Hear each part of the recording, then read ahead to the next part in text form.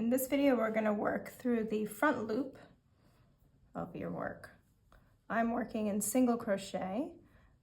I'm going to take my hook and just grab the front loop of this stitch here. So rather than working underneath both sides, I'm only grabbing the front.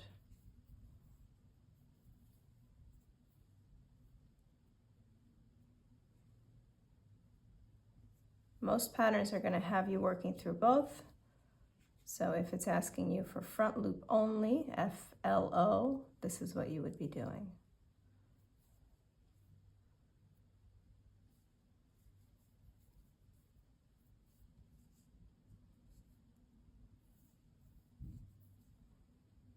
And this just brings your stitches a little bit more forward.